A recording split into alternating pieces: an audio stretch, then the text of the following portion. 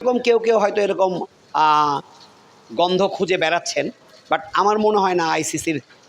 পক্ষ থেকে কোনো রকমের কোনো এমবার্গো আসতে পারে বা আসবে। এই কারণে আসবে না যে বাংলাদেশের সব ফেডারেশনের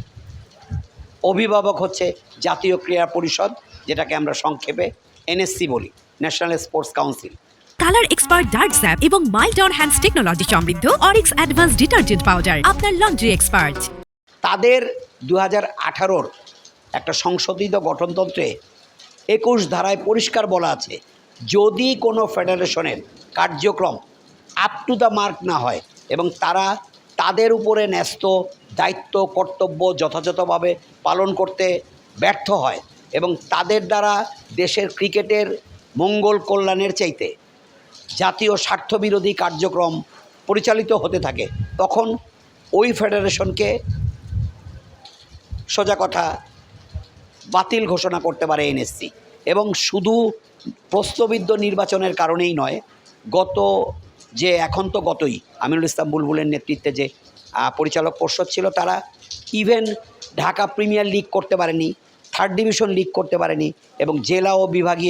বিভাগীয় পর্যায়ে কোথাও ক্রিকেট লিগ হয়নি। এই যে দেশের ঘরোয়া ক্রিকেটের স্থবির অবস্থা এবং বাংলাদেশের যারা ক্লাব ক্রিকেট খেলে জীবিকা নির্বাহ করে, আমি জানি দীর্ঘদিন এই পেশায় আছি, অন্তত 1 থেকে 150 ক্রিকেটার আছেন যাদের রুজি ব্রেড অ্যান্ড বাটার হচ্ছে আমাদের ঢাকার ক্লাব ক্রিকেট। সেই লিগটা বন্ধ এবং ক্লাবগুলো পরিষ্কার জানিয়ে দিয়েছে আমিনুল ইসলাম বুলবুলের নেতৃত্বে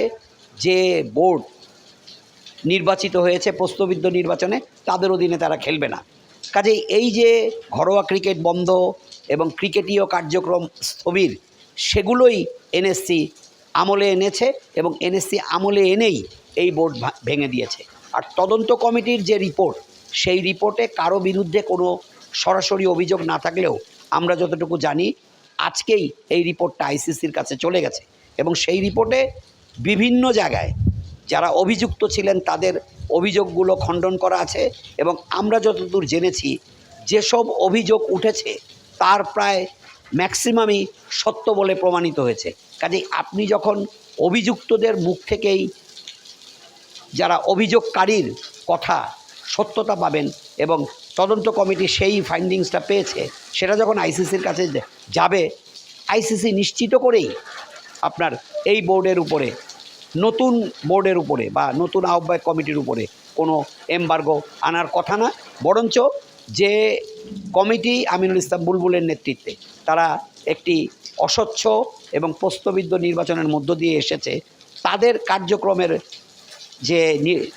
নির্বাচনী প্রক্রিয়া এবং তাদের যে কার্যক্রম, সেটা যখন এনএসসির কাছে পুরোপুরি ক্লিয়ার হবে, আমার মনে হয় না এনএসসি